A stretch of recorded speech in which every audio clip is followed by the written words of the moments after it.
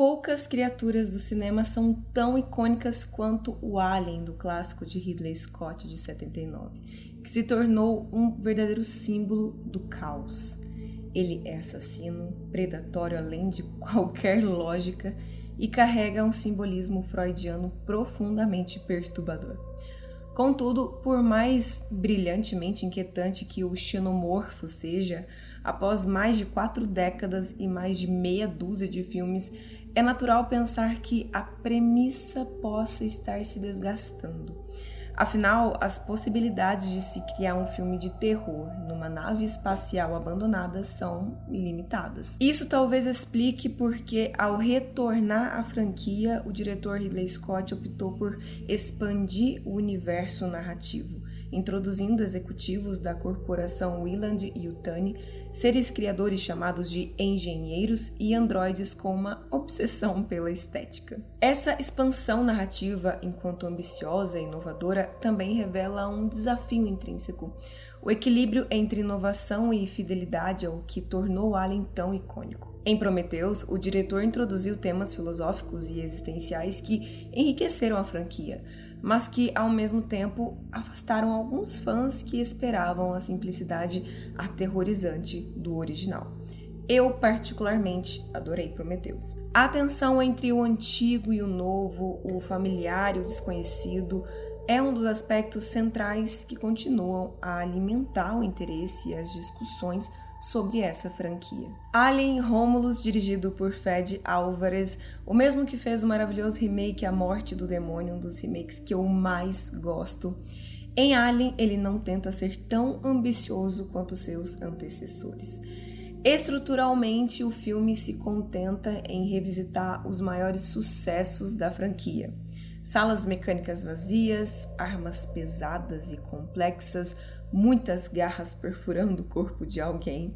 De certa forma, isso pode parecer um retrocesso em relação às reflexões quase teológicas inquietantes de Alien Covenant, mas, por outro lado, é exatamente o que se espera de um filme de ação e ficção científica, com um toque de terror. Fede Álvares, consciente da importância de respeitar a herança visual e atmosférica estabelecida por Ridley Scott, buscou replicar de maneira meticulosa os visuais e o tom do filme original.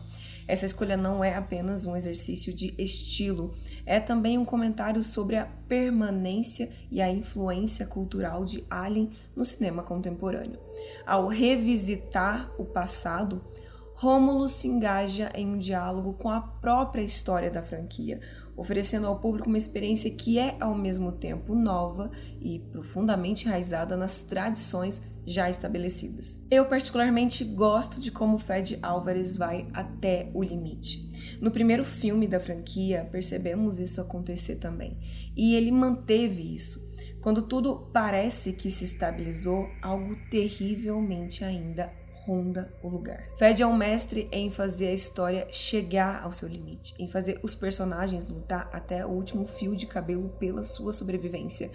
E isso, sério, é impressionante, porque não são todos os diretores modernos que conseguem fazer isso, e quando conseguem, parece um pouco forçado. Fede Álvares não. Ele consegue manter a integridade do universo que foi construído, consegue manter a coerência narrativa, entende?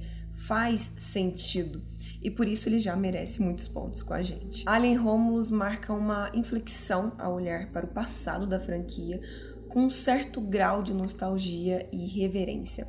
Diferentemente dos mais recentes Prometheus e Alien Covenant, que buscaram expandir o universo narrativo com temas mais filosóficos e cosmogônicos, Rômulo se posiciona entre os 2 primeiros filmes, oferecendo uma espécie de retorno às origens.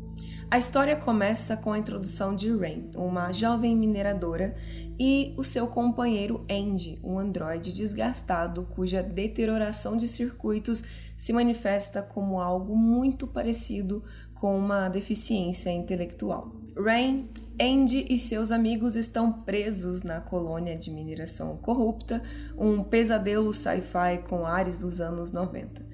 Muita fumaça, luzes de neon, arquitetura brutalista, Uma hostilidade que parece que a qualquer momento algo vai cair em cima de você. Sem uma maneira realista de escapar, eles elaboram um plano ousado para invadir uma estação espacial abandonada que está orbitando o planeta. O objetivo? Recuperar tubos de criogenia deixados para trás, essenciais para suportar uma viagem espacial de 9 anos até o planeta mais humanitário e vaga, onde eles pretendem recomeçar a viver de forma mais humana. A maioria dos personagens é esquecível, com exceção de Rain e seu irmão androide e protetor, Andy, que se tornam nossos pontos de vista principais.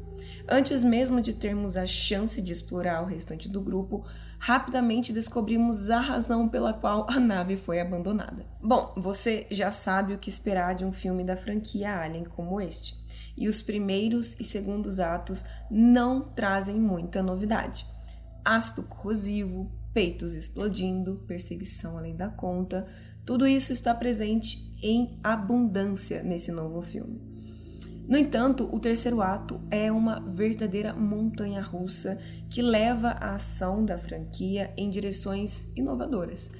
E, fiel à tradição de Alien, a adrenalina permanece alta até os momentos finais do filme. Alien Romulus consegue capturar a essência da franquia ao revisitar elementos icônicos, mas ao mesmo tempo introduz uma nova geração a esse universo, mantendo a tensão e o horror que fizeram do Alien um dos monstros mais memoráveis do cinema.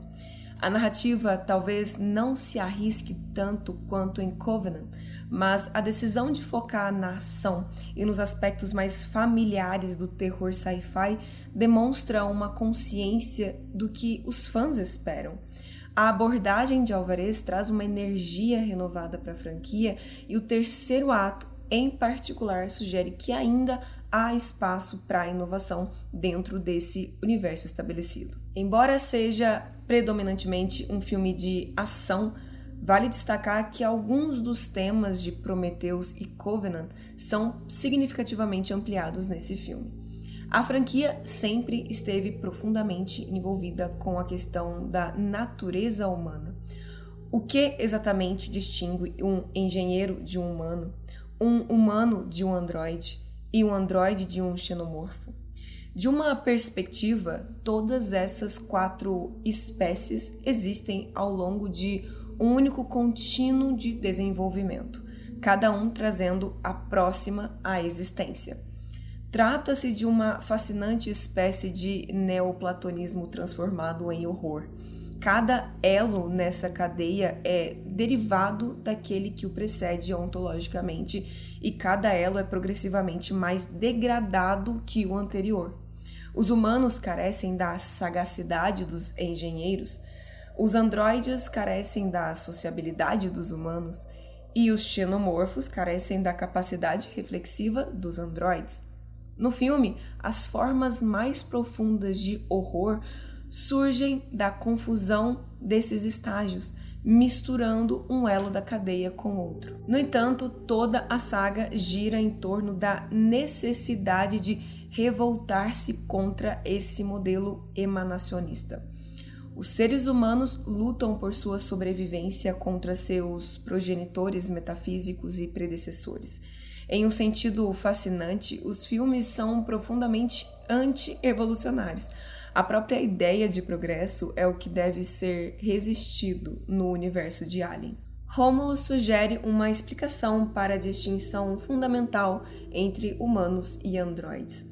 A ética humana é deontológica, ou seja, nos preocupamos em cumprir deveres ou seguir regras morais de forma correta, enquanto a ética dos androides é utilitarista.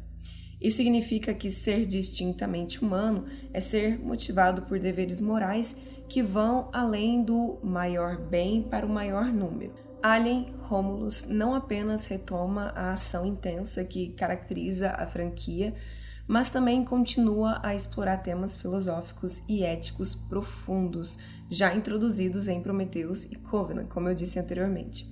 A reflexão sobre a cadeia evolutiva entre engenheiros, humanos, androides e xenomorfos, e a ideia de que cada um desses seres representa uma degradação progressiva do anterior, oferece uma visão única e perturbadora da evolução e do próprio horror.